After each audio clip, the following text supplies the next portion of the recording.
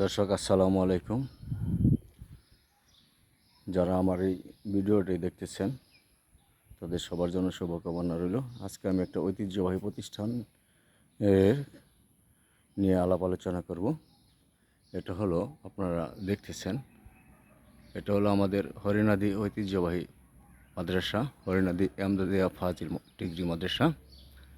এই মাদ্রাসাটা স্থাপিত হয়েছে 1932 সাল, যার আজকের বয়স 2024 এসে দাঁড়াইছে 92 বছর।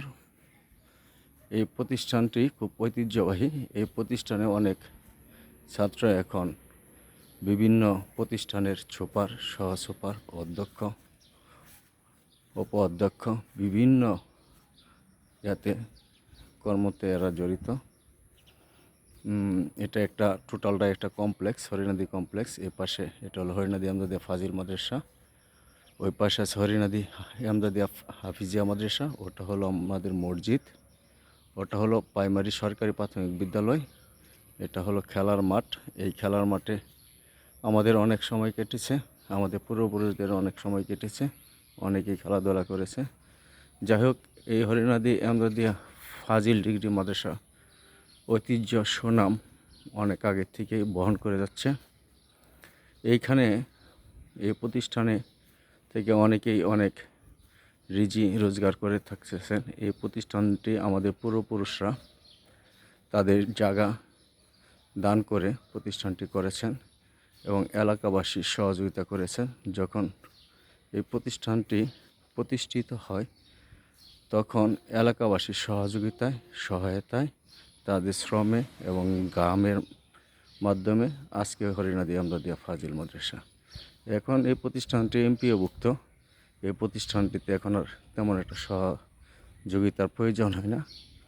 এলাকাবাসী এখানে তাদের ছাত্রদের মানুষের মতো মানুষ করার জন্য দেয় এবং ইনশাল্লাহ এখানে খুব ভালো লেখাপড়া হয়। এই প্রতিষ্ঠানে এখন যেহেতু প্রতিষ্ঠানটি এখন বন্ধ, সেই সুবাদে প্রধানের সাথে কথা বলতে পারি নাই। এই প্রতিষ্ঠানটিতে প্রায় 40 থেকে 45 জন শিক্ষক কর্মচারী আছেন। ওনারা এখান থেকে অর্থ সংগ্রহ করে যে বেতন পায় ওটা দিয়ে তাদের পরিবার চালায়। এই পরিবারের মাধ্যমে ওনাদের পরিবারের ছেলে সন্তানরা বিভিন্ন জায়গায় ভালো কিছু করতেছে, বিভিন্ন মন্ত্রণালয়, বিভিন্ন জায়গায় ডাক্তার, বিভিন্ন অফিস আদালতে কাজকর্ম করতেছে।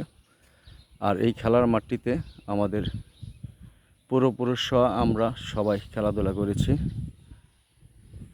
যাই হোক, সব মিলে এই প্রতিষ্ঠানটি যেহেতু অনেক প্রাচীন, পুরাতন, অনেক গর্বে আমাদের ঐতিহ্যবাহী প্রতিষ্ঠান হরিনাদি এমদাদিয়া ফাজিল ডিগ্রি মাদ্রাসা। এই মাদ্রাসার বিষয়ে সবারই জানা। এখান থেকে যেহেতু একটা মানুষ গড়ার প্রশিক্ষণ কেন্দ্র, বা এখান থেকে মানুষ যেহেতু গড়া হয়, টোটাল প্রতিষ্ঠানটি আমি দেখাচ্ছি চারপাশ মিলিয়ে। এই পাশে একটা টিনের ঘর আছে, এই পাশে একটা বিল্ডিং আছে, ওই পাশে হলো অজুখানা, বাথরুম। যাই হোক, গাছের জন্য মনে দেখতে পারতেছেন না। ওই পাশে হলো অজুখানা, বাথরুম, ওটা আরেকটা বিল্ডিং ঘর। এই পাশে এটা হলো আরেকটা বিল্ডিং, ওই পাশে আরেকটা হাফ বিল্ডিং। যাই হোক, এটা হলো খেলার মাঠ, ওই পাশে হলো আমাদের হাফিজিয়া, ওটা দেখা যাচ্ছে, ওটা হলো আমাদের মসজিদ, জামে মসজিদ, হরিণা জামে মসজিদ। এটা হলো আমাদের প্রাইমারি স্কুল। যাই হোক দর্শক, আজকে এ পর্যন্তই।